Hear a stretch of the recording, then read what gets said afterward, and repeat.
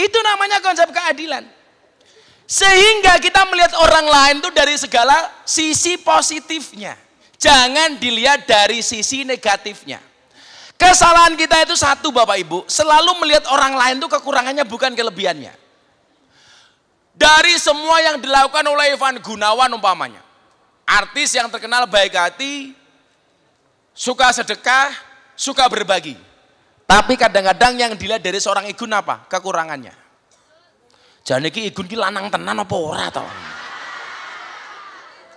Pertanyaan saya begini, apa hak Anda untuk ngurusi karakternya Ivan Gunawan? Hakmu apa? Sajanjane Ivan Gunawan kayak iso ngaceng apa ora umpamane? Pertanyaan saya, hakmu apa? Makanya Kak Igun, saya bilang, saya itu sedang mengkampanyekan postinglah semua kebaikan. Kenapa? Sekarang kalau orang posting kebaikan, dikritik. Ivan Gunawan bangun masjid diposting pamer. Sedekah kok diposting pasti nggak ikhlas. Coba Anda bayangkan. Orang posting maksiat saja bangga dengan kemaksiatannya. Orang posting perbuatan dosa bangga dengan dosanya. Kalau orang baik nggak mau posting kebaikan, jangan salahkan kalau di TikTok, di medsos, yang viral itu semuanya konten maksiat. Kenapa? Karena orang baik nggak pernah mau posting kebaikannya. Coba kalau semua orang mau posting kebaikan, Ivan Gunawan posting kebaikan, Gus Miftah posting kebaikan, King Abdi, Sahril semuanya posting kebaikan. Berapa banyak orang yang kemudian melihat, kemudian terprovokasi untuk melakukan kebaikan yang sama dan itu adalah jariah. Itulah bagaimana kemudian Allah memotivasi kita, sejelek apapun kita, mari memberikan sumbangsih kebaikan kepada orang lain. Enggak harus nunggu kaya seperti Kak Igun. Orang miskin itu sedekahnya apa? Sederhana. Sedekahnya orang miskin itu dengan menjaga kehormatannya, tidak minta-minta kepada orang lain.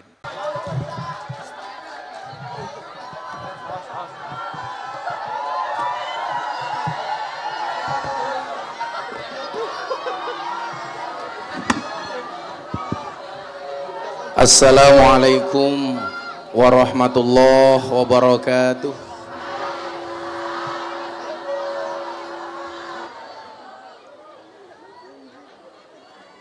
Alhamdulillahi rabbil alamin. Alhamdulillahil qail innallaha wa malaikatahu yusalluna 'alan nabi. Ya ayyuhalladzina amanu sallu alaihi wa sallimu taslima. Sallu ala Nabi Muhammad. Sallu ala Nabi Muhammad. Allahumma salli salatan kamilatan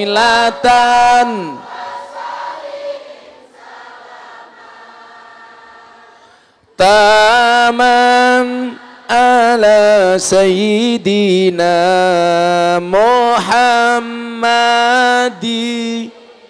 niladi tanhalu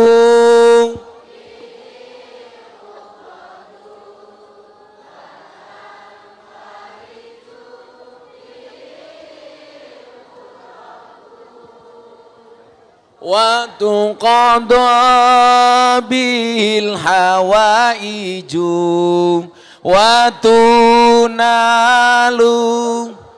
bihir raghaibu wa husnul khawatimi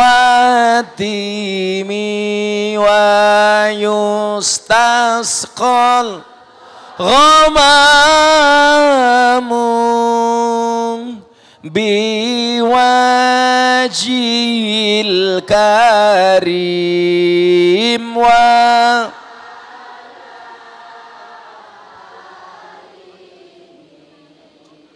wa sahbi fi kulli lamhatin wa nafasin wa nafasim biadadin kulli malumin lak. Sallu ala Nabi Muhammad.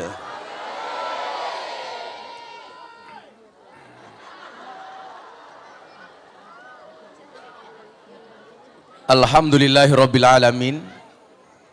Malam hari ini masih dalam rangka Syawalan dan halal bil halal.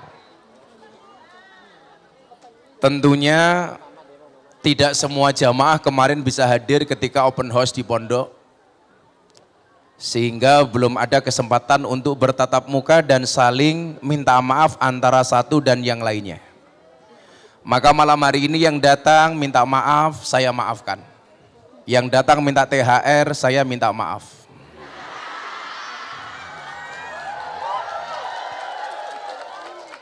Saya memahami dan sangat menyadari bahwa orang yang paling banyak salahnya adalah orang yang paling banyak ngomongnya.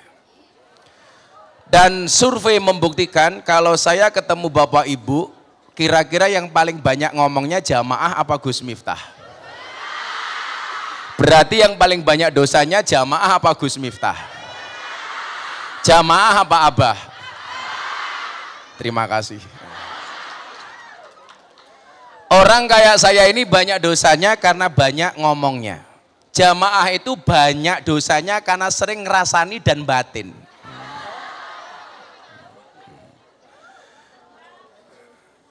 Sehingga malam hari ini saya sampaikan, ingat, memaafkan itu tidak bisa menghapus masa lalu, tapi pasti memperindah masa depan.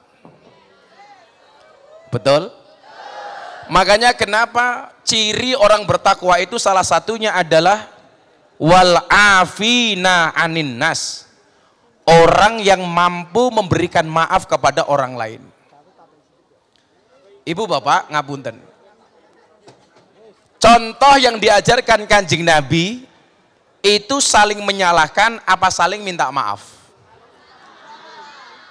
Saling minta maaf apa saling menyalahkan? Saling minta maaf. Rebutan salah apa rebutan benar? Rebutan salah apa rebutan benar? Rebutan salah. Contoh, Nabi pulang dari masjid kemalaman, pulang ke rumah, ketok pintu, Siti Aisyah istrinya ternyata sudah tertidur. Pintu diketuk, Assalamualaikum sampai 3 kali, ternyata istrinya tidak mendengar. Apakah Nabi marah? Tidak. Ini Nabi manusia paling mulia, manusia paling suci, dia maksum. Maksum itu apa? Terjaga dari perbuatan dosa. Maksum itu pasti masuk surga, nggak mungkin masuk neraka. Manusia mulia, khalifah, presiden. Ketuk pintu, istrinya nggak bangun, apakah beliau marah? Tidak. Beliau memutuskan untuk tidur di depan rumah. Beliau akhirnya memutuskan tidur di depan rumah. Coba kalau suami sekarang pulang ke rumah, ketuk pintu, istri nggak bukain pintu, kira-kira tidur depan rumah apa marah? Bojomu ikhlas apa marah? Marah. Ketuk pintu kok nggak denger, kira-kira yang keluar itu kata maaf apa umpatan? Bajingan. Bajingan. Bu, seneng suami pemaaf apa pemarah? Bapak-bapak tak kasih tahu rahasianya. Anda punya istri galak, mohon maaf, Anda punya istri manut, punya istri taat, punya istri yang manut sama suami, Anda berpotensi menjadi raja. Tapi kalau Anda punya istri yang suka marah-marah dan galak, Anda berpotensi menjadi wali. Kalau istrimu kadang-kadang manut, kadang-kadang marah, insya Allah berpotensi menjadi raja wali.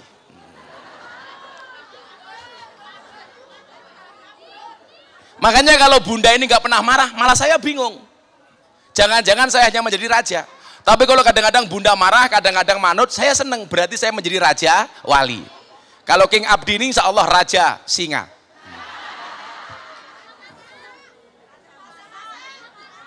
Raja masak. Kue yang ngerti toh. Iki melu Master Chef menang apa kalah?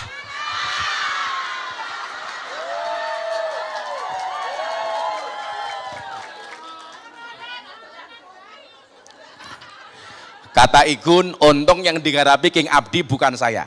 Santai saja, tunggu gilirannya.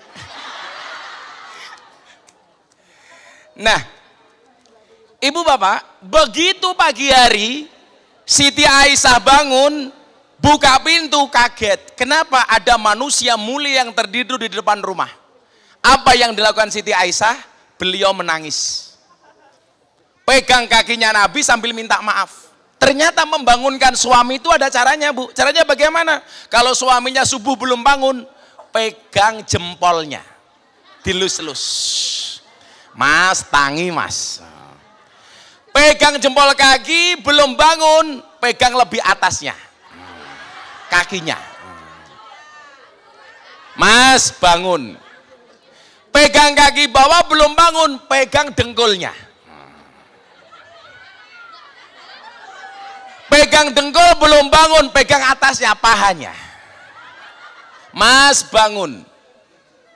Dipegang pahanya belum bangun, pegang lagi atasnya. Utak mungkin mikir apa? Pegang perutnya. Kok malah pegang titiknya?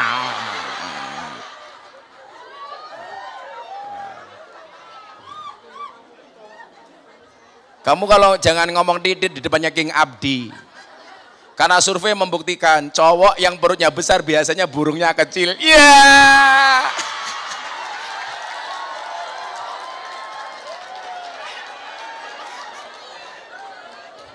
Nggak percaya? Ayo King Abdi kita sepil. Iya. Yeah.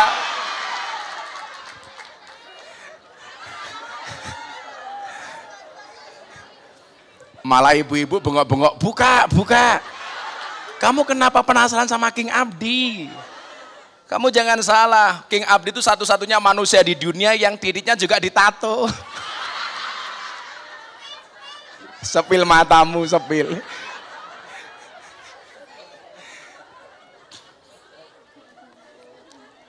Nah, akhirnya Siti Aisyah melihat Kanjeng Nabi bangun, apa yang dia sampaikan?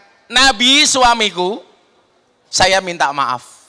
Karena ketika engkau pulang, aku sudah tertidur. Jawaban Nabi apa? Aisyah, ini bukan salahmu, tapi salahku. Kenapa? Karena saya pulang dari masjid sudah terlanjur malam. Terlalu malam.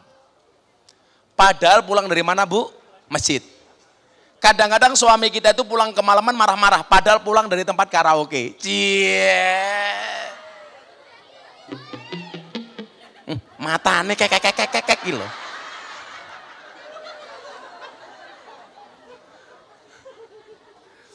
Maka malam hari ini saya minta maaf.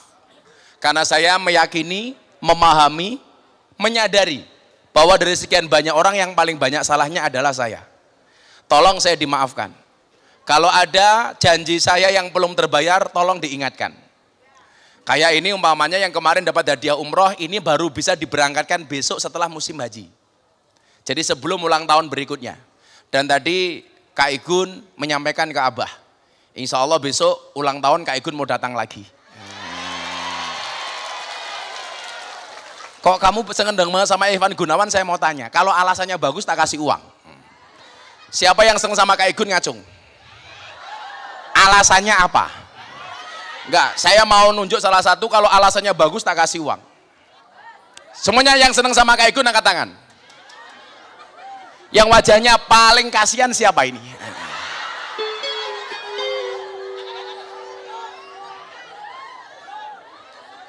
Siapa yang seneng sama Kak Igun? Itu yang santri jilbab hitam. Nah, jilbab hitam. Dikasih mic, dikasih mic. Dikasih mic, Le.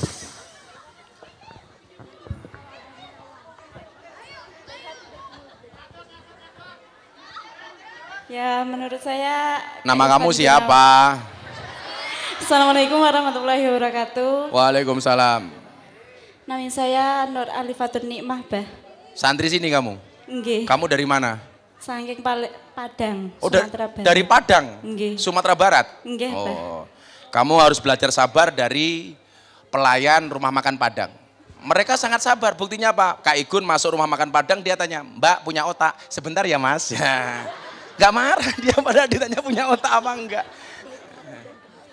Kenapa kamu suka sama Kak Igun? Alasannya apa?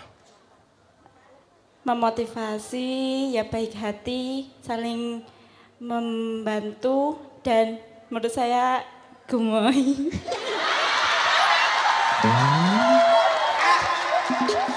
Bantuan apa atau sumbangan apa yang kamu lihat dari Kak Igun? Contohnya umpamanya. Membangun masjid Di mana? di pelosok-pelosok, Gus. Pelosok. Pelosok mana? Daerah pelosok. Kemarin yang terakhir Kak Igun bangun masjid di mana?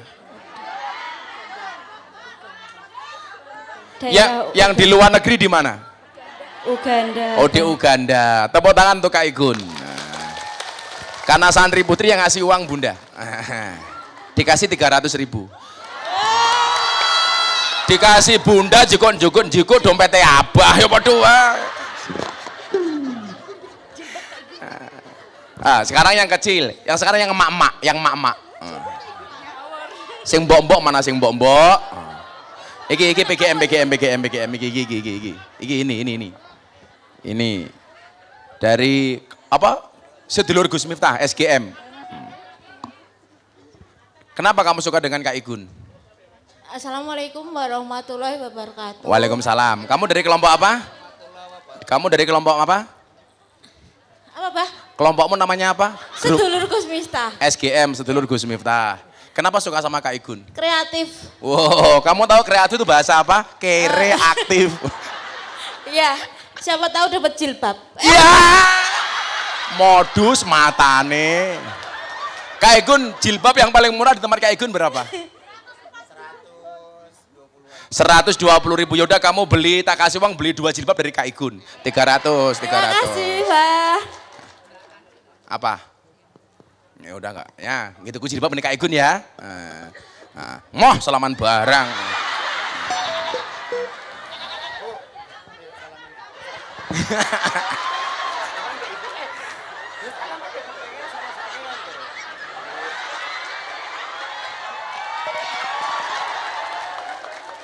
Ya Allah, kowe salaman karo King Abdi mulih tetanes tanganmu ya. Apa? Ya nanti. Sekarang yang cowok, yang suka sama Kak Igun siapa? Oh, so Palembang. Itu mik Palembang. Kamu dari mana? Namamu siapa? Assalamualaikum warahmatullahi wabarakatuh. Waalaikumsalam. Nama saya Wahyu, saking Palembang, kuliah teng UIN. Oh, kuliah teng UIN. Jadi kalau namanya Wahyu itu berpotensi menjadi jomblo agak lama.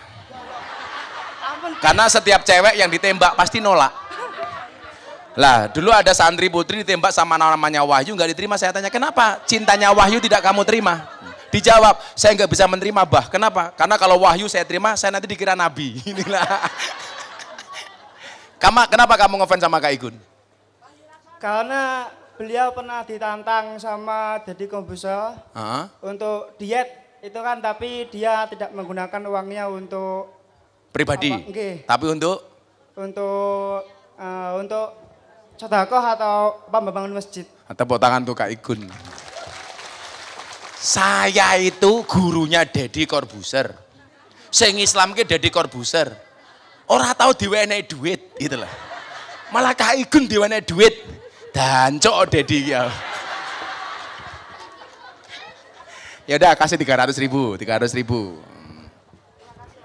Ya. Anak-anak Palembang, wong gitu galuh. Orang Palembang tuh paling menakutkan. Kapal selam saja dimakan. Nah, sebelum nanti kita dialog sama Kak Igun. Coba Bapak Ibu, konsep adil dalam Islam itu apa? Wadu'u syai'in fi mahalli. meletakkan segala sesuatu sesuai dengan proporsinya. Sesuai porsinya. Itu namanya adil. Contoh, blangkon ini tempatnya di mana? Di kepala. Kalau blangkon ditaruh di kaki berarti adil apa enggak? Enggak. Demikian juga Allah itu menempatkan seseorang sesuai dengan kemampuannya. King Abdi, sama satunya siapa? Syahril. Ini dua-duanya Master Chef. Yang satu rodok menang, sing siji kalah.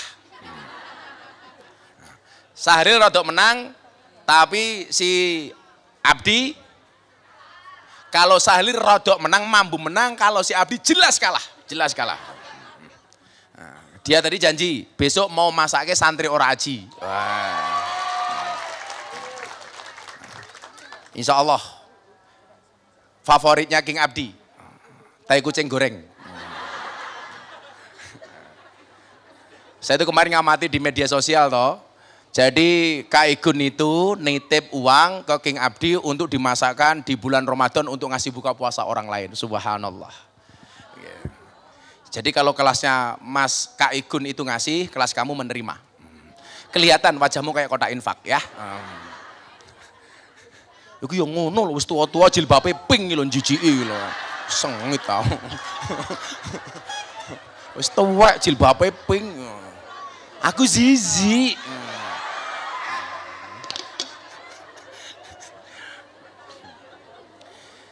Jadi konsep adil itu meletakkan segala sesuatu sesuai dengan porsinya. Maksud saya apa? Kalimat fastabiqul khairat di dalam Al-Quran itu bukan memperebutkan satu posisi yang diperebutkan oleh banyak orang. Tapi jadilah yang terbaik di posisi masing-masing. Kak Igun jadi artis, jadilah artis terbaik. Itu namanya fastabiqul khairat. King Abdi jadi tukang masak, jadilah tukang masak terbaik. Anda yang jadi guru, jadilah guru terbaik. Anda yang jadi santri, jadilah santri terbaik. Anda jadi tukang foto, jadilah tukang foto yang baik. Itu namanya berlomba-lomba dalam kebaikan. Sehingga mohon maaf, kita nggak bisa membandingkan hidup kita dengan hidupnya orang lain. Contoh, Abah dibandingkan dengan Kak Igun, pasti nggak akan ketemu. Kak Igun eksis dengan segala kemampuan dan kelebihannya, Abah eksis dengan segala kemampuannya, dengan segala kelebihan dan kekurangannya. Karena saya meyakini Kak Igun, semua manusia lahir pasti punya kelebihan dan pasti punya kekurangan. Di balik setiap kekurangan pasti ada kelebihan, dan di balik setiap kelebihan pasti ada kembalian. Setiap kelebihan pasti ada kembalian. Kalau saya dipaksa suruh menjadi seperti King Abdi, saya jelas gak mampu. Jelas gak mampu. Mosok tangannya wong ganteng mampu bumbu dapur kan gak mungkin, gak mungkin. Kalau kayak King Abdi dipaksa seperti Gus Miftah, seperti Abah, kira-kira bisa apa enggak? Susah. Ngokon ngaji malah, Bapak Ibu ini terasi. Syahril juga sama. Sehingga mohon maaf, apa yang Allah ciptakan itu indah sesuai dengan proporsinya. Rambut ini indah kenapa? Karena berada di atas kepala. Begitu dia keluar dari kepala, jatuh ke makanan, kira-kira menjijikan apa menyenangkan? Menjijikan. Walaupun rambut ini kelihatan menyenangkan ketika berada di atas kepala, tapi masuk makanan, jijik. Itu baru rambut, apalagi gigi. King Abdi masak sayur asem enak, tapi untune tiba.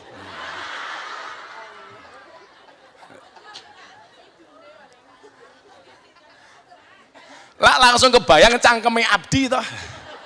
Kira-kira sudah mangan nambah nafsu makan apa zizi?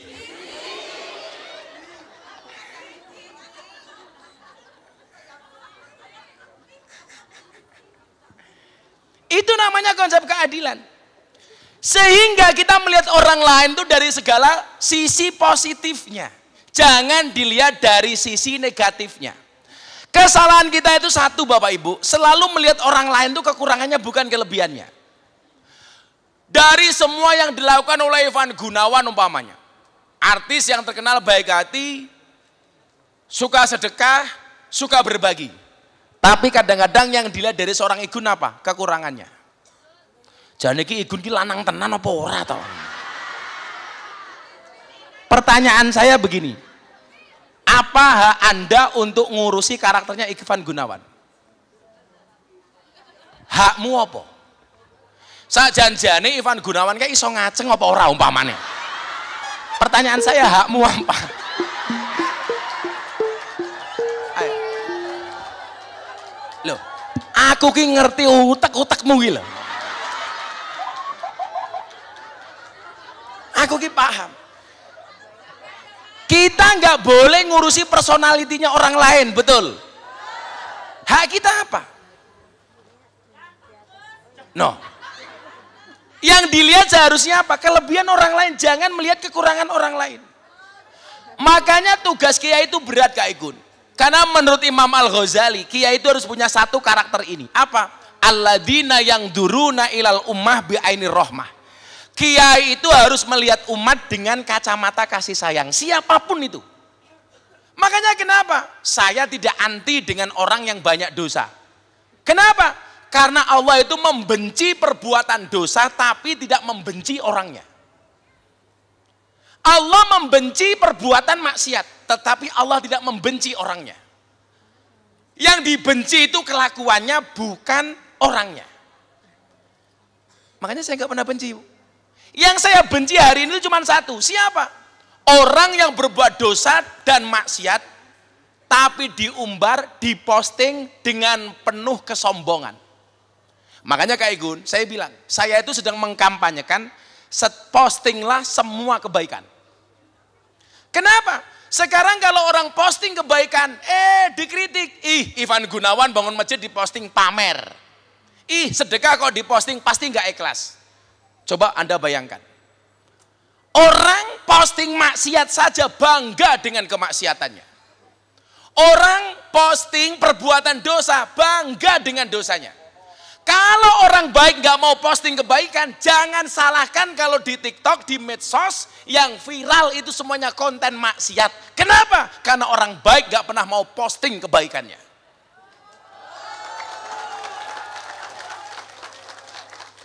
Apakah setiap yang ditampakkan itu pasti tidak ikhlas? Sopo sing ngomong? Imam Al-Ghazali mengatakan apa? Boleh nggak perbuatan baik itu diposting, diperlihatkan? Boleh.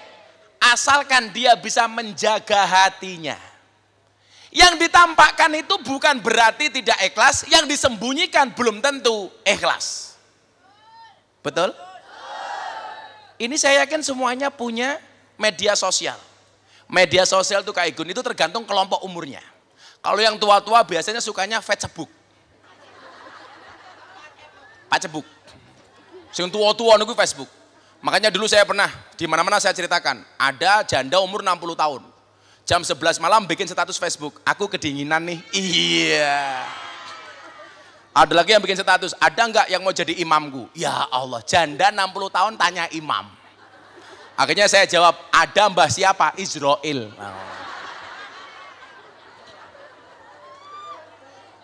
Coba kalau semua orang mau posting kebaikan, Ivan Gunawan posting kebaikan. Gus Miftah posting kebaikan, King Abdi, Sahril semuanya posting kebaikan. Berapa banyak orang yang kemudian melihat, kemudian terprovokasi untuk melakukan kebaikan yang sama dan itu adalah jariah. Saya pernah, Mas Igun, pulang ngaji, waktu itu viral, cewek pakai jilbab, kotangnya dibuka. Wah. Hai guys, ya Allah, untung saya pakai kacamata hitam. Sehingga mata saya mendelik tidak kelihatan. Orang dengan bangganya memamerkan kemaksiatan. Kalau ada orang lain terprovokasi dengan kemaksiatannya, itu berpotensi dosa jariah. Coba Anda bayangkan, kalau sampai orangnya sudah mati, postingannya masih ada. Orang masih melihat kemaksiatannya. Makanya hati-hati dengan jejak digital. Kalau di dunia mungkin masih bisa kita akali, di akhirat nggak bisa, Bu. Makanya saya bilang, Kalau dulu malaikat Raqib dan Atid tugasnya mencatat amal kebaikan dan keburukan manusia, mungkin hari ini Raqib dan Atid sudah tidak pernah mencatat lagi. Kenapa? Karena manusia sibuk mencatat amalnya sendiri dengan menggunakan HP-nya masing-masing. Jadi malaikatnya pensiun. Begitu besok di akhirat dihisap, kamu saya hisap, kita bangga, aman, malaikat nggak punya catatan amal saya. Akhirnya malaikatnya datang cuman bilang, buka HP-mu, modar. Tahuan semua. King Abdin, DM Rondo, konangan, ayo. Nah, maksud saya apa? Lihat seseorang itu secara utuh. Jangan hanya melihat kekurangannya. Kalau toh kemudian manusia itu dianggap jelek, tetap ketika dia berada pada posisi yang tepat akan kelihatan baik. Contoh, andeng-andeng.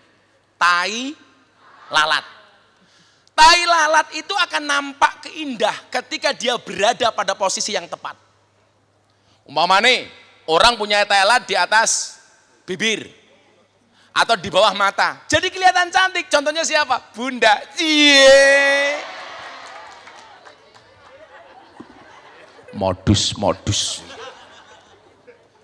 Ini tai lalat berada pada posisi yang tepat. Tapi juga ada tai lalat yang posisinya kurang tepat. Sehingga ketika dia muncul nggak nambah keindahan. Contoh, tai lalat yang dhuwur silit.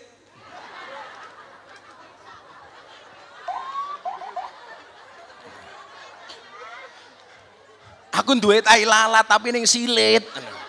Nggak nampak keindahannya. Ayo. Coba kalau tai lalat kemudian berada pada posisi yang tepat.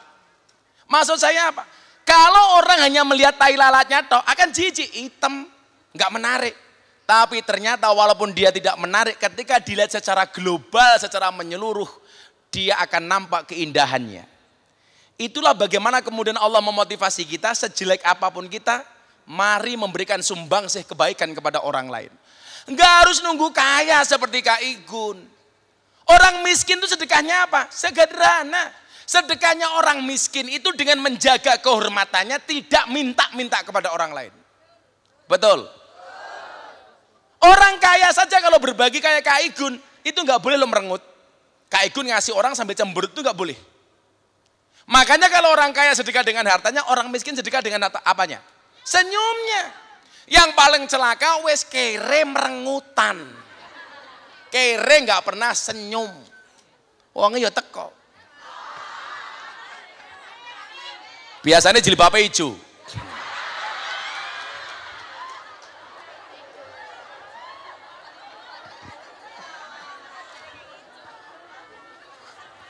Yang jilbabnya pink insya Allah. Lebih parah. Saya akan baca satu hadis, tapi sebelum baca satu hadis, saya ingin ngobrol sama Kak Ivan Gunawan. Tepuk tangan untuk Kak Igun. Pinjam mic. Mic-nya yang bersih, aja mampu ababmu. Ayo Kak Igun disapa Kak Igun, zamannya Kak Igun. Assalamualaikum warahmatullahi wabarakatuh.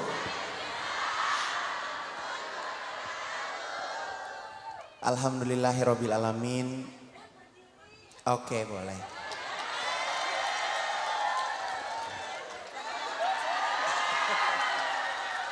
Gagah toh? Sekali lagi assalamualaikum warahmatullahi wabarakatuh. Alhamdulillahirabbil alamin. Malam hari ini saya bisa ada di kediaman sahabat saya Gus Miftah. Kehadiran saya malam hari ini bukan sebuah kehadiran yang dijadwalkan berbulan-bulan atau berhari-hari. Tapi apa yang kita sekarang kerjakan, pertemuan ini adalah sebuah kehendak Allah. Hanya dalam hitungan satu hari ternyata kita berada di kota yang sama. Lalu Gus mengundang dan akhirnya kejadian. Dan alhamdulillah kita bisa bersilaturahmi malam hari ini. Gus, aku jujur baru pertama kali ada di mimbar pengajian seperti malam hari ini.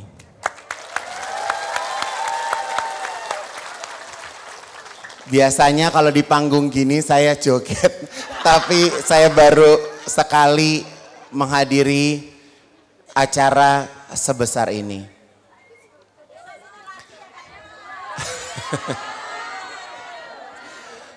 Dan untuk Bunda, aku mau kasih tugas buat Bunda ya.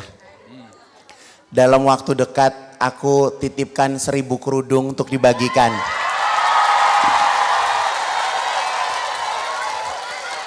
Jadi nanti biarin tugasnya Bunda yang ngatur. Jadi nanti kalau saya datang ke sini lagi semuanya kerudungnya manja.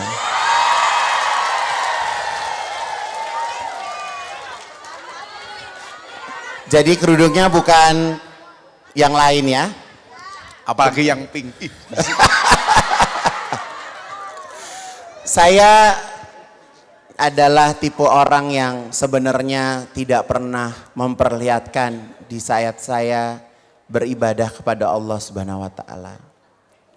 Karena buat saya hubungan saya dengan Gusti Allah itu hanya saya dan Allah yang tahu. Tetapi setelah saya melihat saya punya follower yang banyak, kok followerku itu lebih seneng kalau melihat postingan-postingan yang isinya itu menyudutkan saya. Jadi kurang lebih setahun ini akhirnya saya memutuskan untuk tidak diam. Supaya orang-orang tahu apa yang selama ini saya lakukan. Tadinya niatnya ya wes aku meneng wae. Nanti kalau di saat aku nggak ada biar orang-orang pada cerita.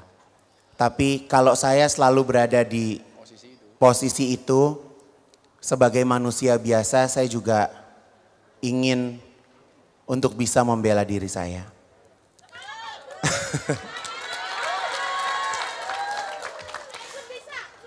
Opo toh bisa opo toh.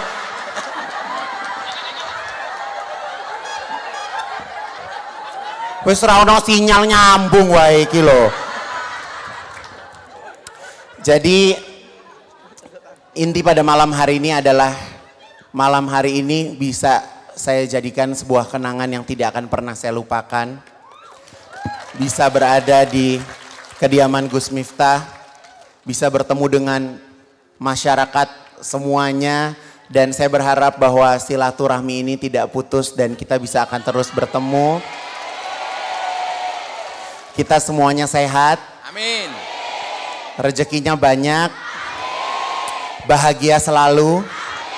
Karena Gus setelah saya lihat ternyata menjalani kehidupan itu punya uang banyak, punya harta banyak itu tidak seindah di saat kita punya bahagia. Karena kalau kita punya rasa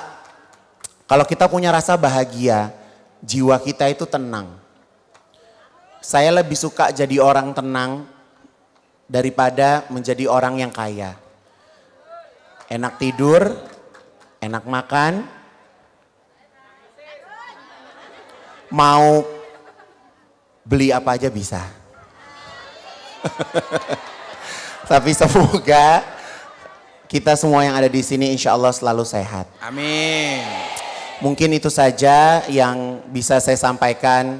Karena saya kasih ayat ya aku rak wero alatnya sing ndi to. Tapi di sini juga sepertinya King Abdi ingin menyampaikan sesuatu, King. Ya. Saya tuh pertama kali tahu King Abdi ini. Kalian kenal berapa lama sih?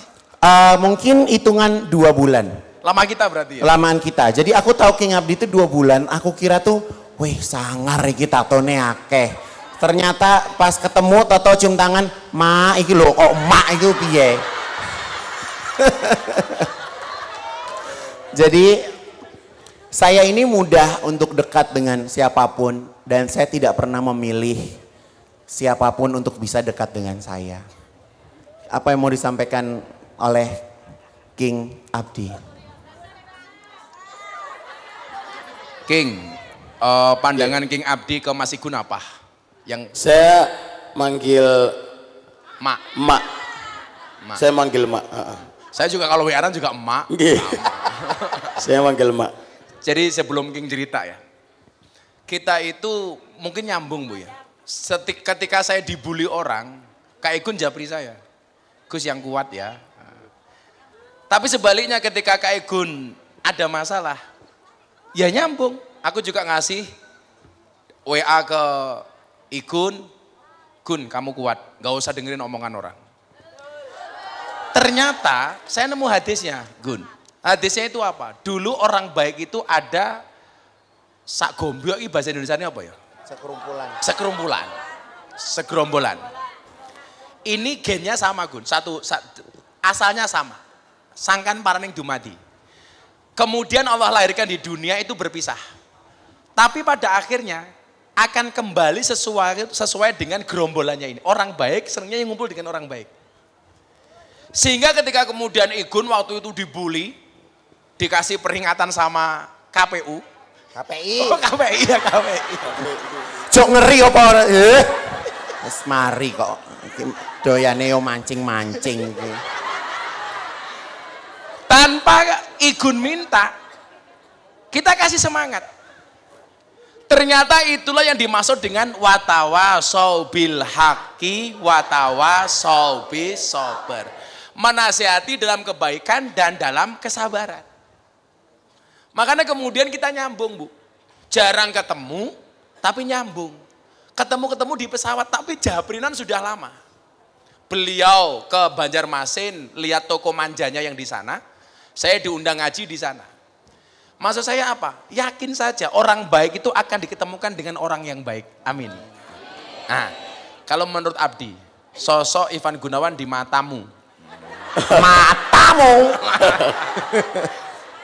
Assalamualaikum warahmatullahi wabarakatuh. Waalaikumsalam. Ya ini sedikit cerita aja, makanya kenapa kok saya ke Mas Igun saya manggil emak ya, karena Biar dibelikan kulkas. Enggak, bukan seperti itu malah. Jadi kan memang saya kan ditinggal almarhum ibu kan udah lama ya. Terus ketika emak ini tiba-tiba merespon di Instagram saya itu karena apa?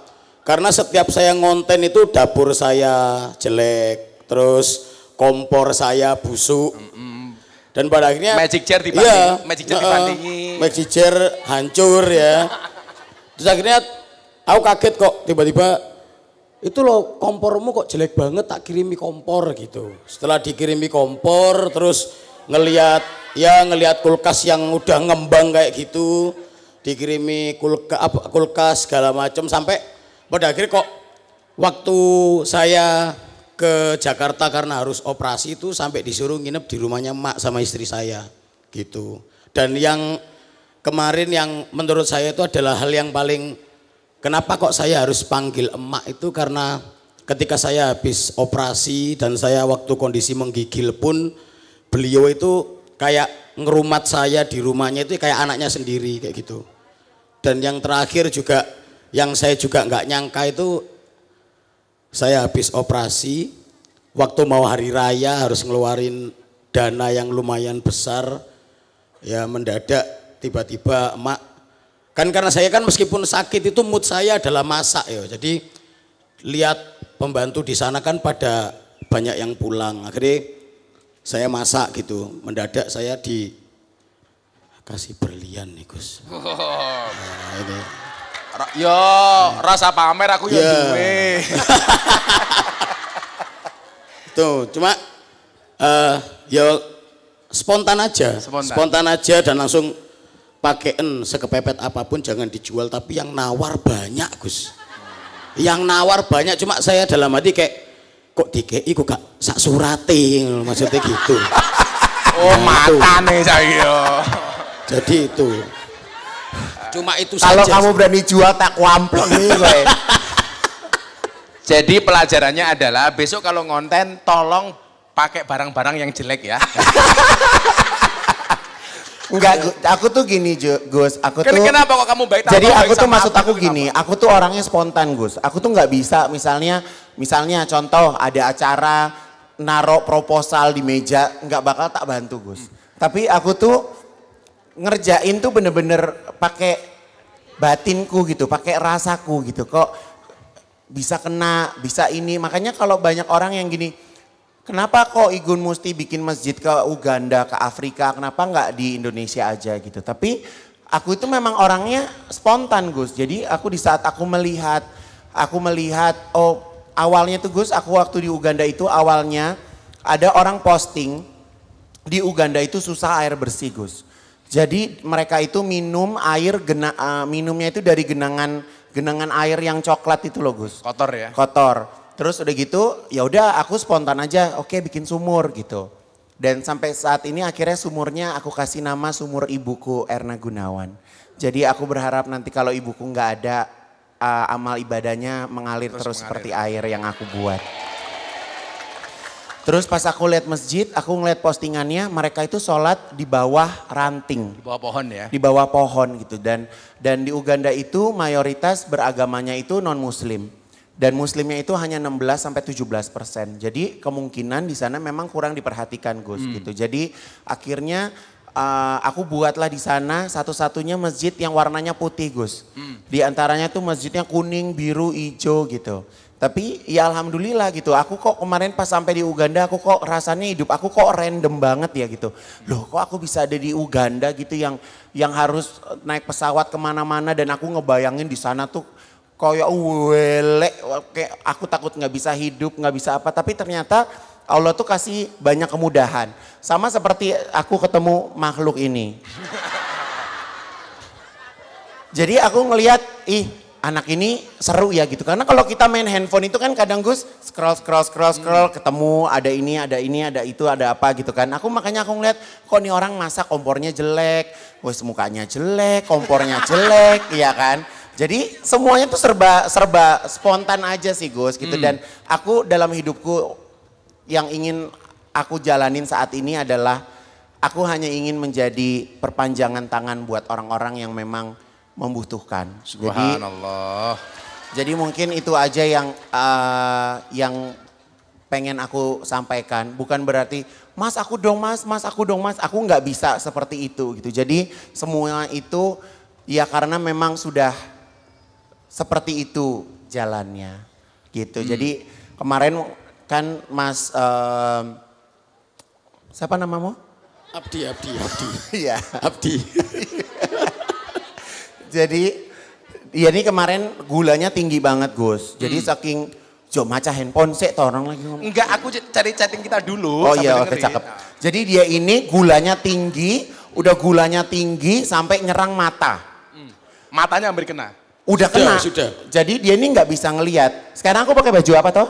Pakai batik. Oh sehat, sudah berarti sehat. udah sehat. Kemarin nggak bisa ngelihat. Kemarin kalau sampai lihat dituntun. duet sama cewek cantik masih bisa lihat.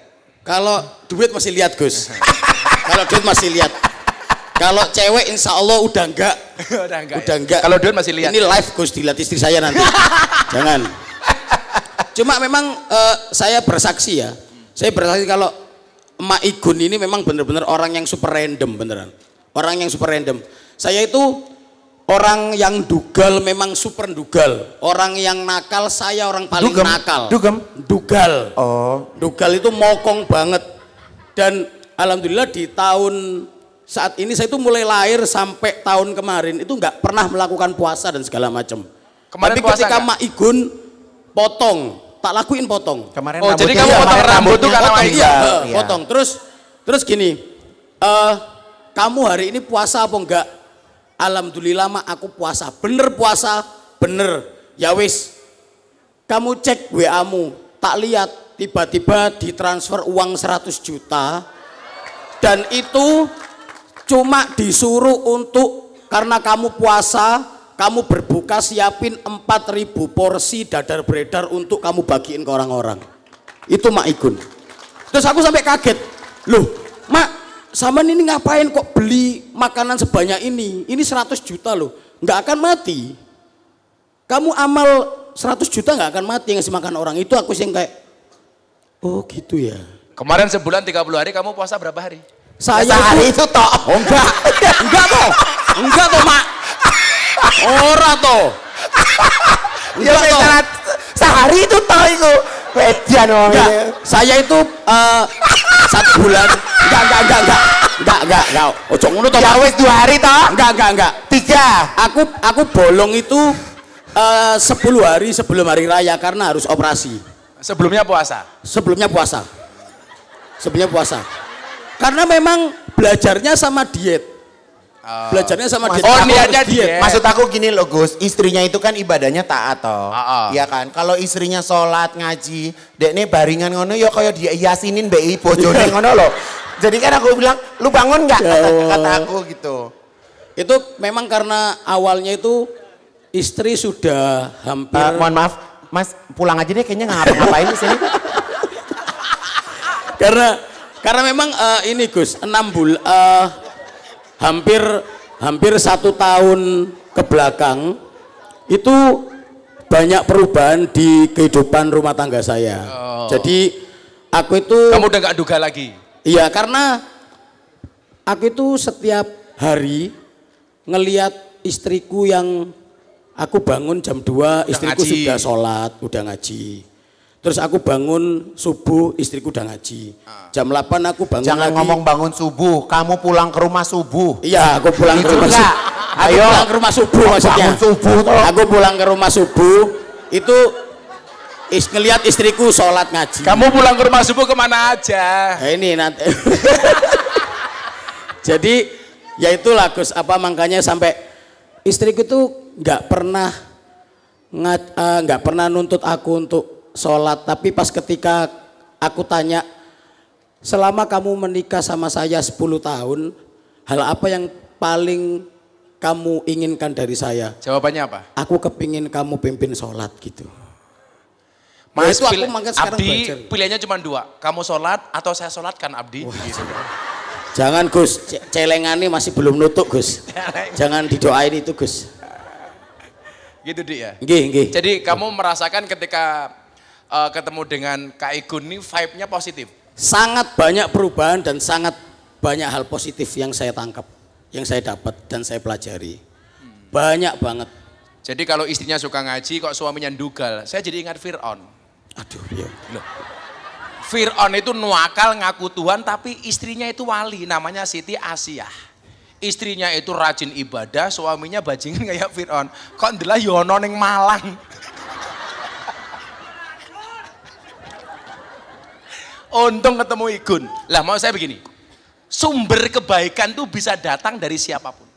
Tidak harus dari ustadz, tidak harus dari kiai, tidak harus dari pondok pesantren, betul?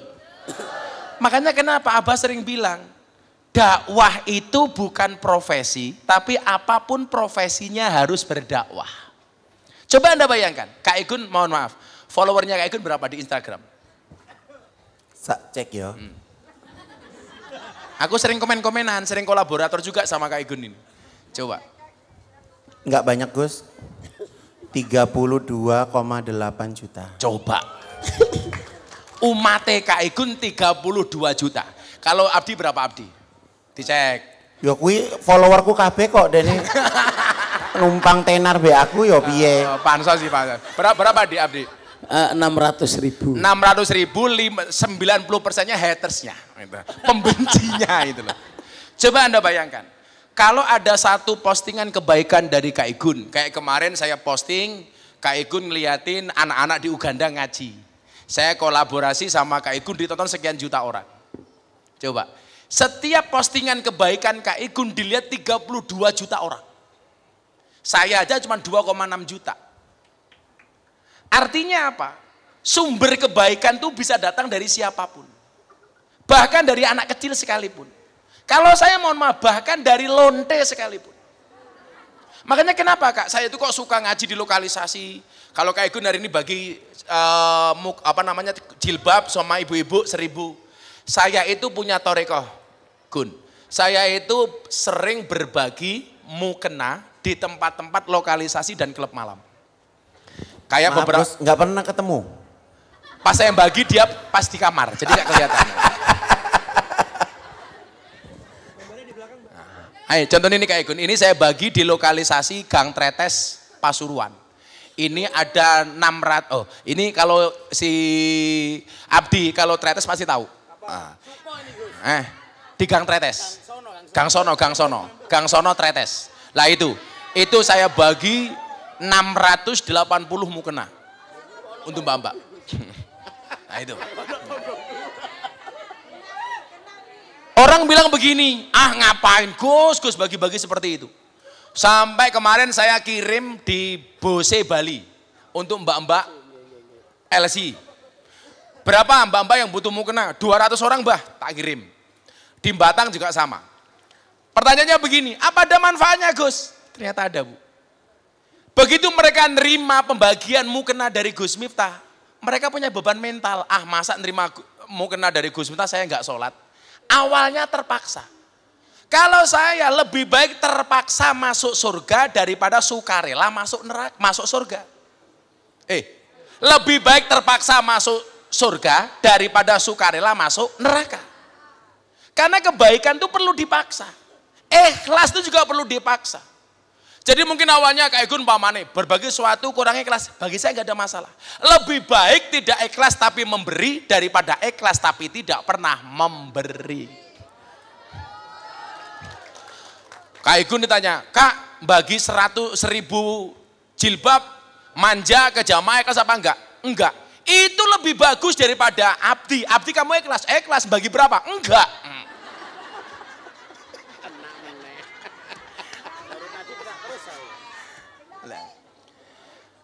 Maka kemudian apa? Niki nanti ada yang mau masuk Islam. Ada 2 orang. Bukan yang ini, yang lain lagi. Ini setiap pengajian itu dilalah, Gun. Ada aja yang pengen masuk Islam. Dan saya itu enggak dong. Ketoknya si Abdi juga perlu disahadatke meneh iki cah iki. Oh, sudah Islam.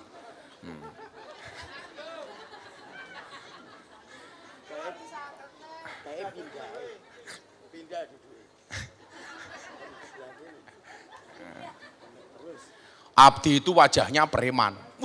Tatonya banyak, tapi hatinya subhanallah. Preman beneran. Bodinya Rambo. Hatinya Romeo. Body atletis, hatinya Teletubbies. Saya bacakan satu hadis nih, supaya kita tidak gampang menghakimi orang lain. Dirungokke nggih. Rungokne. Saya ngajeng masuk Islam tadi masih apa? 2 orang tadi. Siap-siap di sini. Nanti yang tanda tangan dokumennya, saksinya Kak Igun sama Abdi. Men Abdi dosane kelong didik lah. Tadi pas mau masuk ke sini Bu, ini tindiannya mau dicopot. Gak usah, biasa saja, saya biasa. Bila perlu nanti pulang diganti knalpot.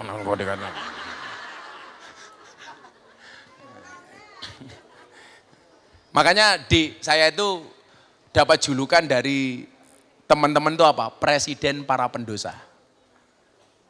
Itu yang juluki saya malah preman, germo.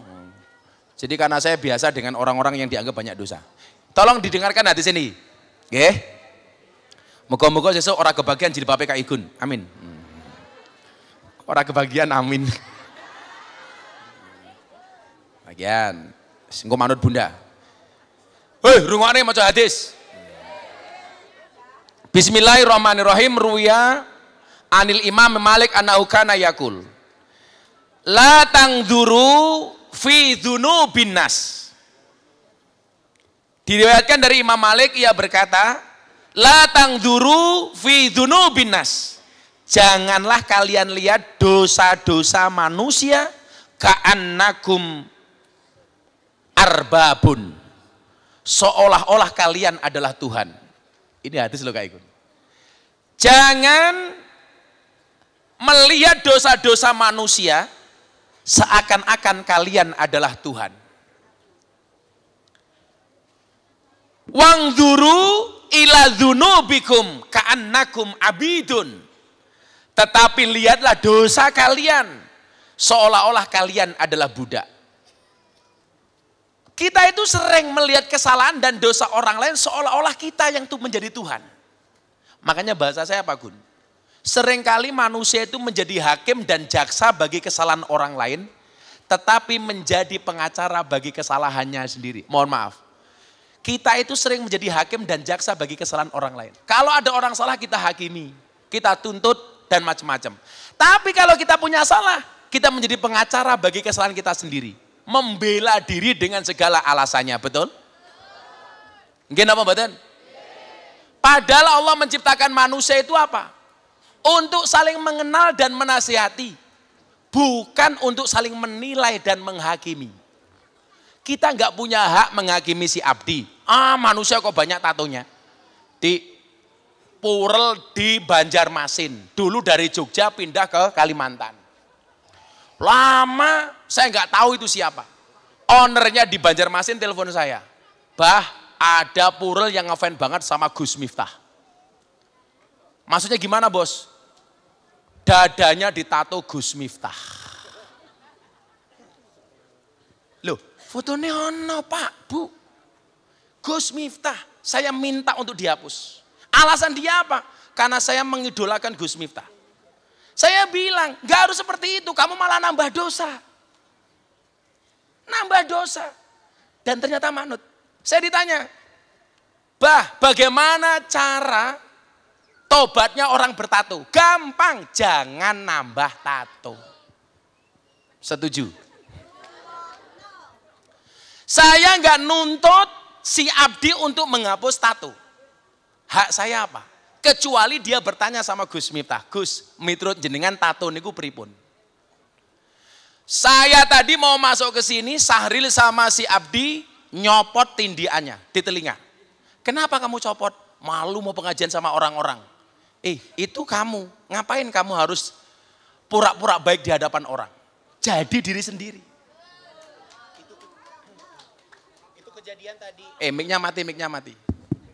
Itu kejadian tadi kan mau ke sini toh, mau turun. Aku kan bawa tas. Mau bawa tas, kata dia, "Ojo nganggo tas, Mak. Tasmu koyo mak-mak. Iki pengajian." Terus aku bilang, "Loh ini tasku yo kayak ngene." Berantem juga, Gus. Lah kan emak mau ke sini, terus aku bawa tas apa enggak usah, Mak, ngono. Lah kenapa? Ojo tasnya ngene kabeh. Lah tasnya kayak gini semua loh. Ojo, Mak, enggak usah gitu. Akhirnya tapi tetap dibawa loh, Gus. Jadi kalau main ke rumahnya Kak Igun, yang untung bukan saya. Bunda tasnya pojok. Nah, saya bilang itu hak kamu kok. Nggak ada hak saya untuk melarang kamu. Yang penting satu hal, Abdi ya. Ada hadis bunyinya begini, Igun. Kullu ummati mu'afan illal mujahirin. Semua umatku itu kata Nabi akan diampuni dosa-dosanya oleh Allah. Kecuali siapa? Muhajir. Bukan muhajir, mujahir. Mujahir itu siapa? Orang yang berbuat dosa kemudian menampakkan dosanya dengan penuh kesombongan. Allah itu sudah menutupi dosa-dosa kita, kita malah umbar. Makanya dulu kenapa Gun, saya itu komentar terhadap selebgram yang posting makan kriuk babi pakai bismillah. Dia makan babi itu bukan urusan saya, betul nggak? Kamu mau makan codot, mau makan babi, makan nasuki, hae cangkemmu. Tapi kalau kamu dengan bangganya mengatakan, yo tes kriuk, bismillahirrahmanirrahim. Itu namanya melecehkan. Kamu makan babi itu dosa, ya urusanmu sendiri. Saya nggak punya hak untuk melarang. Gen apa mboten? Tetapi kalau dia posting bahkan dengan seolah-olah mengolok-olok kalimat bismillah, saya punya hak untuk memberikan respon terhadap postingan seperti itu. Gen apa mboten? Saya bilang, kamu mau karaoke itu hak kamu. Tapi kalau kemudian kamu posting dengan mengatakan karaoke neng korum karaoke mabuk nggak dosa, itu urusan dengan saya. Kenapa? Allah itu sudah menutupi aib kita, menutupi kesalahan kita, malah kita umbar sendiri, kan goblok. Makanya kata Nabi, semua umatku dosa-dosanya akan diampuni kecuali mujahir. Siapa itu mujahir? Orang yang dengan bangga menampakkan dosa-dosanya. Lah iso ditutupi, kowe maksiat ki urusanmu. Makanya Ardi kalau pulang karaoke jangan bawa wangi, balsem saja. Biar dikira habis keroan sama Kak Igun.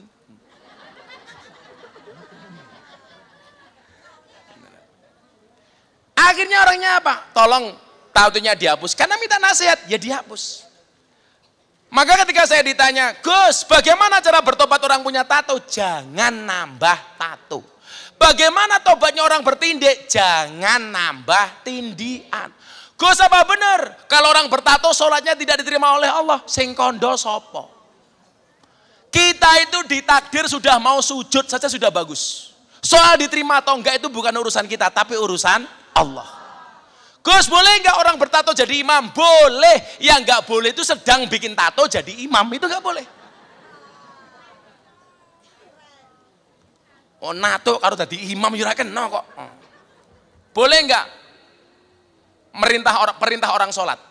Enggak boleh. Bolehnya setelah sholat baru diperintah. Jek sholat kok dikongkon goblok men itu loh. Wang duru ila dunubikum ka'annakum abidun. Yang seharusnya kita lakukan itu apa? Melihat dosa kita. Jangan melihat dosanya orang lain. Yang perlu kita pelajari itu apa? Mengoreksi diri sendiri. Karena kalau mengoreksi orang lain tuh nggak perlu belajar semuanya, sudah pinter. Makanya kenapa tadi itu saya dengak-denguk itu bukan lihat apa, saya lihat dulu chatting saya sama Kak Igun, salah satunya ini. Tanggal 20 April. Waktu itu Kak Igun bikin status apa, saya bilang, Gun, kalau ada orang iri, Igun nganan saja. Makanya tadi saya bilang sama Igun, tetaplah hura-hura walaupun kamu tidak kaya. Uang bisa dicari, tapi membuat sakit hati orang iri, kapan lagi? Santai aja. Kak Igun jawabannya apa? Gus, kamu tuh hebat. Jujur aku kena mental main sosial media. Ngejalanin hidup. Kadang aku capek jadi terkenal. Jadi hidup itu kok salah terus. Satu sisi sampai ke titik ini susah. Ini 20 April. Apa jawaban saya ke Igun? Ma Igun inget. Lu dijatuhin karena lu tinggi. Lu dijelekin karena lu baik. Lu dimusuhi karena lu kuat. Ingat kata Gusmu ini. Kita tidak bisa atur ombak tapi kita bisa belajar berselancar. Kita tidak bisa ngatur omongan orang, tapi kita bisa atur bagaimana menghadapi omongan orang.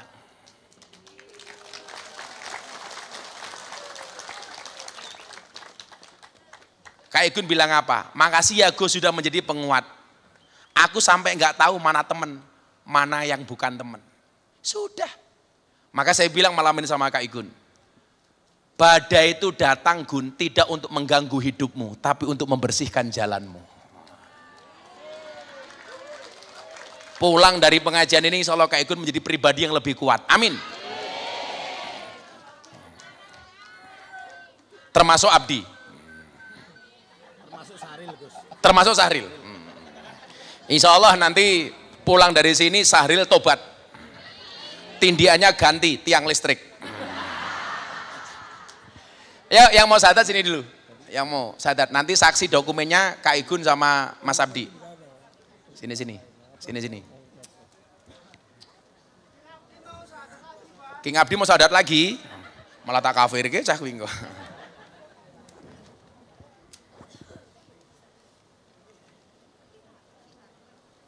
Ini yang mau syahadat 3 orang ini. Loh katanya 2, mbaknya juga. Yang pertama atas nama Johannes Baptista Ivan Gunawan. Loh kok Ivan Gunawan barang loh?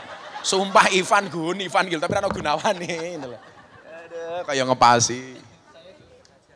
Oh, Ivan jenengan.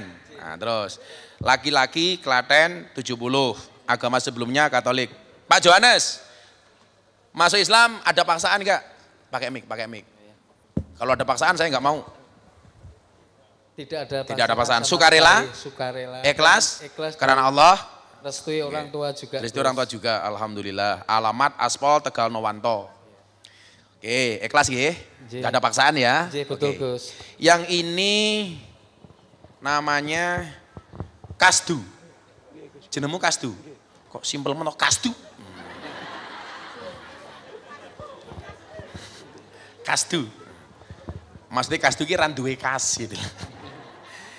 Kelahiran 77. Pekerjaan nelayan. Kamu nelayan di mana? Nelayan di pakai mic. Nelayan di Rembang ya, di Taiwan, di mana-mana Gus. Di mana-mana? Ikannya apa yang banyak? Ya ikan campur-campur lah. Kadang ya tongkol. Bukan brownies ya, tapi campur-campur ya. Iya. Ikannya terkadang ya bawal, tongkol gitu ya. Ikan apa? Bawal gitu. Tongkol. Ikan apa? Tongkol.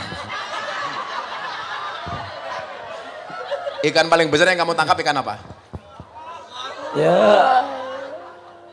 semua ikan ya kena semua, Gus. Yang paling besar? Paling besar ya tongkol. Oh, tongkol.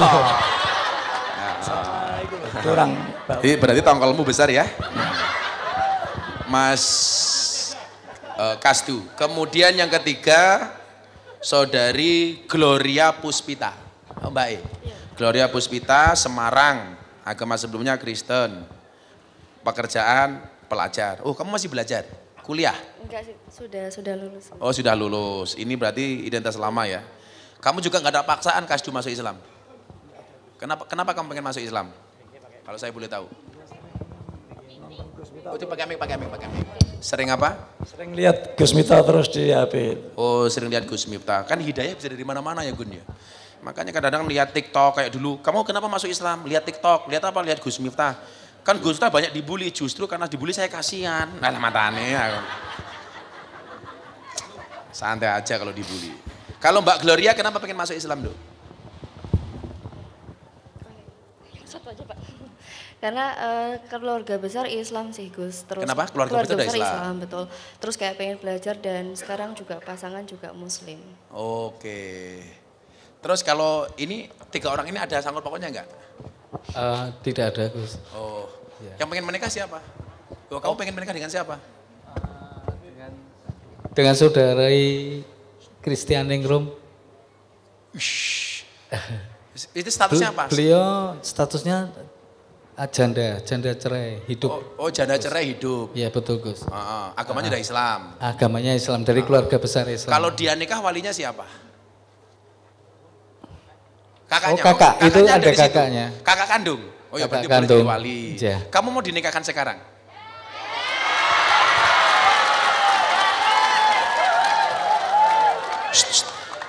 Siapa tahu kamu nikah, Kak Igun jadi pengen. Oh iya, siap Gus.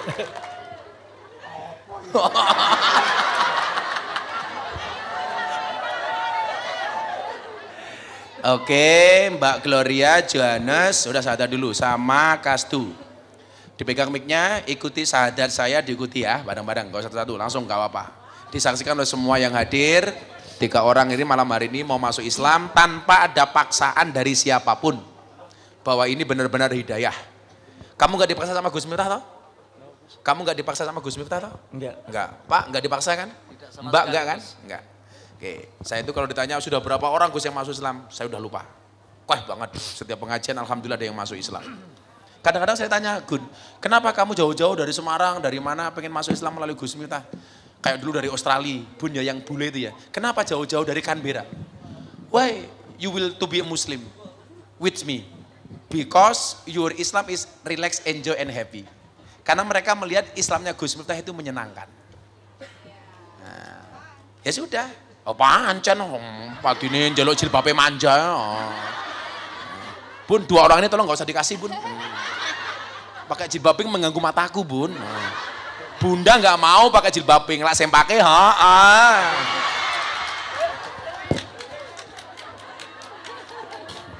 Yuk ditirukan ya, bareng-bareng. Bismillahirrahmanirrahim. Ashhadu. Ulangi, ashhadu. La ilaha illallah wa ashhadu anna Muhammadan Rasulullah. Saya bersaksi dengan sebenar-benarnya bahwa tidak ada Tuhan melainkan Allah. Dan saya bersaksi dengan sebenar-benarnya bahwa Nabi Muhammad adalah utusan Allah.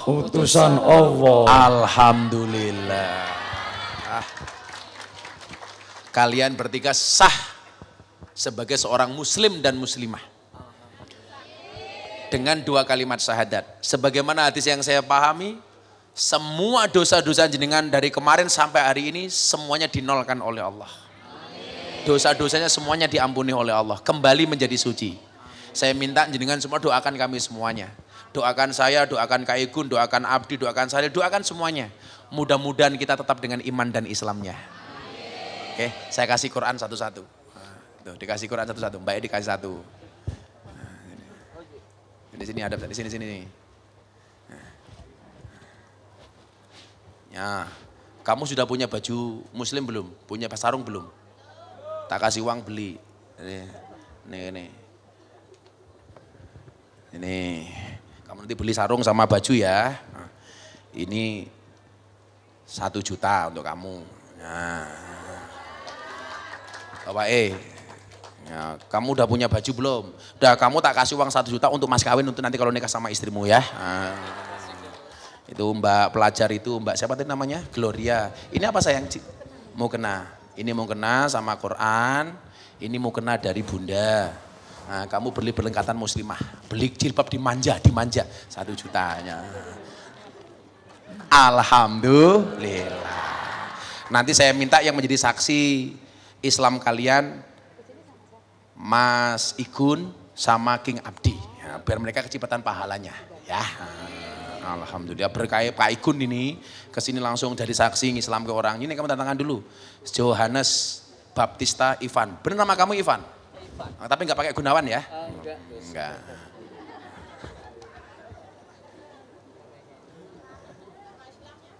Oh, serah perlu nama Islam, jenenge Johannes ya ora apa-apa. Nah, tangan di sini.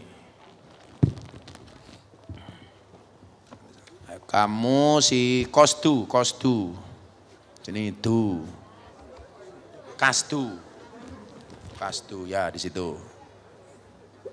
Tata kamu simpel men, urak nontok loh saya diki. Sesuai namanya Kasdu. Terakhir Mbak Gloria Puspita. Sini Nduk. Oke, makasih Nduk.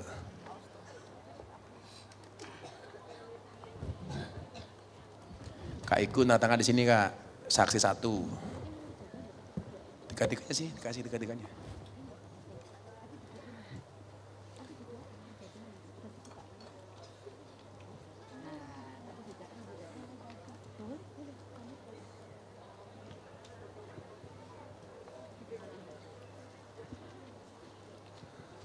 Jadi sesuatu si Abdi dihisap malaikat. Abdi amalmu apa? Aku tahu tadi saksi Islam. Paling malaikat, what? Aku ora percaya di. Ana tangan nih malaikat gitu. Jadi insyaallah. Tanda tangan aja nggak apa-apa, nanti namanya. Oh dia nggak bisa nulis. Alah di pantesan mata saya kalah nggak bisa nulis kok.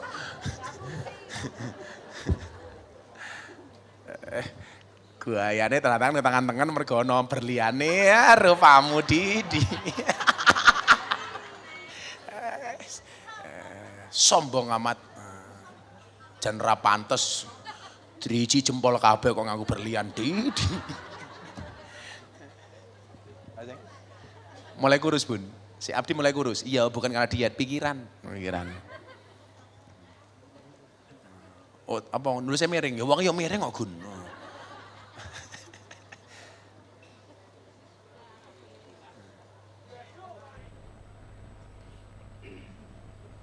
Suwe men ora tangane iki ya Allah.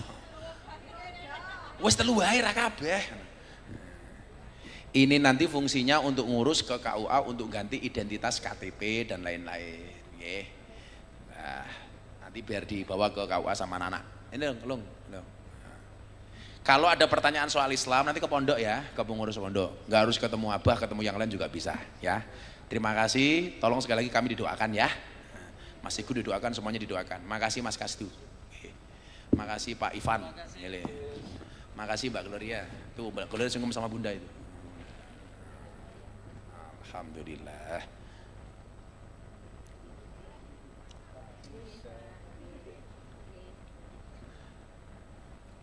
Yuk kita selawatan hasbi Rabbi. Ya. ngayem ke hati. Jangan pulang dulu sebelum berdoa. Yang penting dungane nggih. Saya minta hadiah Fatihah untuk Mas Ivan Gunawan, mudah-mudahan istiqomah dengan kebaikan. Amin. Untuk Mas Ivan Gunawan, Al-Fatihah.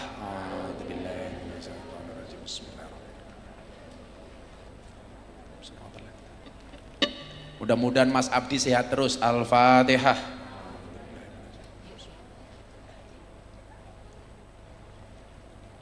Untuk semua hajat kita mudah-mudahan dikabulkan oleh Allah. Al-Fatihah.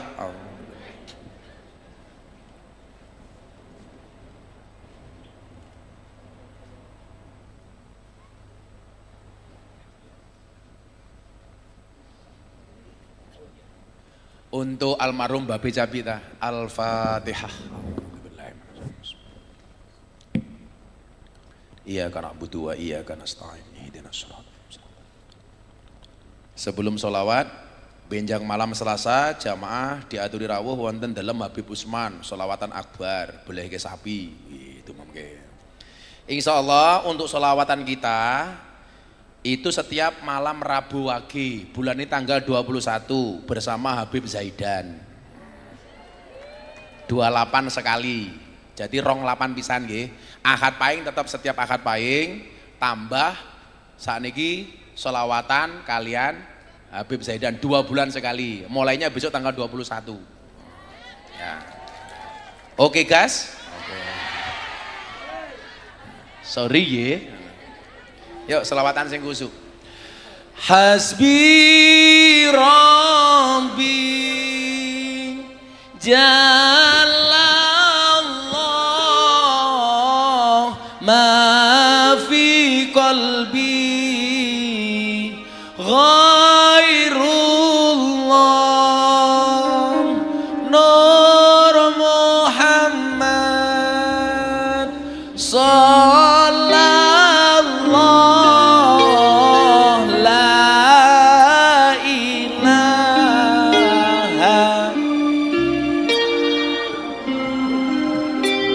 Hasbi Rabbi Jalallah ma fi qalbi ghairullah Nur Muhammad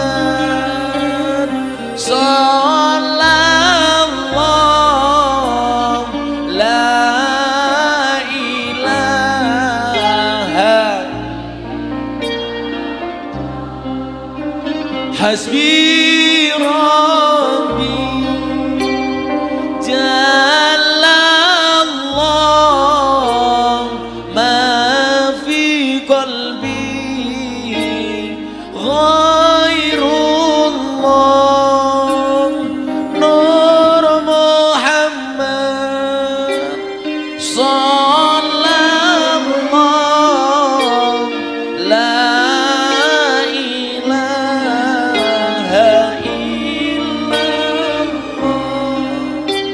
Hasbi Rabbi Jalallah ma fi qalbi ghairullah Nur Muhammad sallallahu la jamaah berhenti musiknya terus. Akte lahir adalah kertas, ijazah juga kertas, akte nikah kertas, paspor kertas, surat kepemilikan rumah juga kertas, uang juga kertas.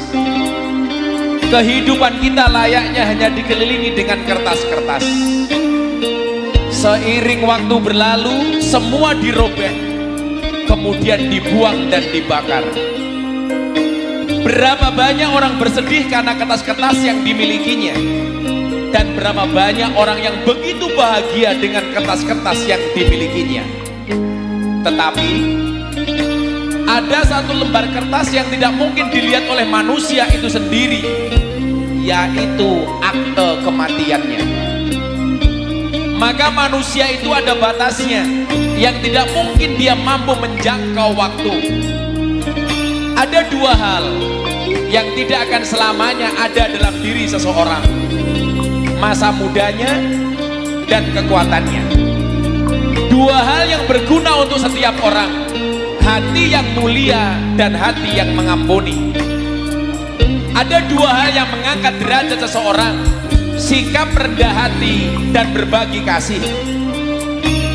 Belajarlah punya prinsip hidup. Ada 3 fase hidup yang tampak dari kita. Masa puber, kita punya waktu dan kekuatan tetapi tidak punya uang. Masa bekerja, kita punya uang dan kekuatan tetapi kita tidak punya waktu. Masa tua, kita punya uang dan punya waktu tetapi kita tidak punya kekuatan lagi. Manfaatkan kesempatan hidup sebaik-baiknya selagi masih bisa bernapas. Kita selalu yakin bahwa kehidupan orang lain lebih baik daripada kehidupan kita, dan orang lain pun meyakini bahwa kehidupan kita jauh lebih baik daripada kehidupan dirinya. Kenapa hal itu terjadi? Hal itu terjadi dikarenakan kita melupakan satu hal terpenting dalam hidup ini, yaitu bersikap mensyukuri apa yang sudah kita miliki. Oleh sebab itu, nikmati hidup sebelum hidup tidak bisa dinikmati, dan selalu bersyukur atas segala nikmat dan karunia hidup. Tidak capek pun perlu istirahat, tidak kaya pun perlu bersyukur. Sadarlah hidup itu pendek, pasti ada saat finishnya. Jangan tertipu dengan usia muda, karena saat mati tidak harus tua. Nikmati hidup dan berbahagialah sewaktu ada kesempatan. Bahkan bersyukurlah dengan sandal jepit yang kita miliki, karena di luar sana masih banyak orang yang tidak punya kaki. La ilaha illallah hasbi rabbi jalallah ma fi qalbi ghairullah nur Muhammad sallallahu la ilaha illallah. Untuk semua hajat kita pas iyyaka na'budu wa iyyaka nasta'in diulangi 11 kali. Allah hadini wa ala kulli niyatin shalih. Untuk semua hajat kami ya Allah. Al-Fatihah. A'udzubillahi minasyaitonir rajim. Bismillahirrahmanirrahim. Alhamdulillahirabbil alamin. Arrahmanir rahim. Maliki yaumiddin. Iyyaka na'budu wa iyyaka nasta'in. Iyyaka na'budu wa iyyaka nasta'in. Iyyaka na'budu wa iyyaka nasta'in. Iyyaka na'budu wa iyyaka nasta'in. Iyyaka na'budu wa iyyaka nasta'in. Iyyaka na'budu wa iyyaka nasta'in. Iyyaka na'budu wa iyyaka nasta'in. Iyyaka na'budu wa iyyaka nasta'in. Iyyaka na'budu wa iyyaka nasta'in. Iyyaka na'budu wa iyyaka nasta'in. Iyyaka na'budu wa iyyaka nasta'in. Ihdinas siratal mustaqim. Siratal ladzina ghairil maghdubi 'alaihim waladdallin. Dongane bareng-bareng mawon. Uripe slamet, matine slamet. Uripe slamet, matine slamet. Uripe slamet, matine slamet. Uripe slamet, matine slamet. Uripe slamet, matine slamet. Uripe slamet, matine slamet.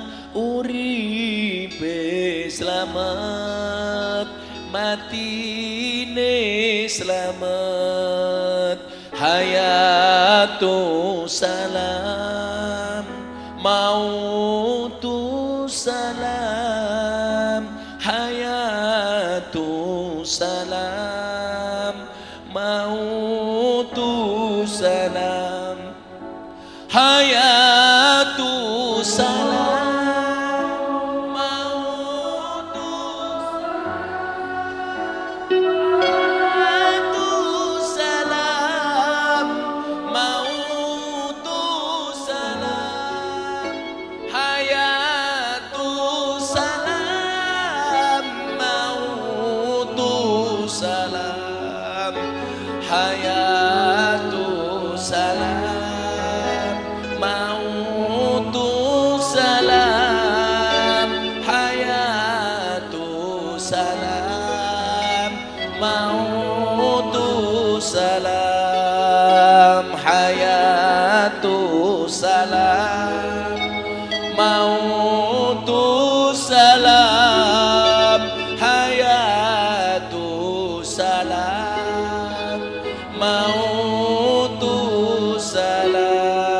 Subhanakallahumma bihamdika asyhadu an la ilaha illa anta astaghfiruka wa atubu ilaik.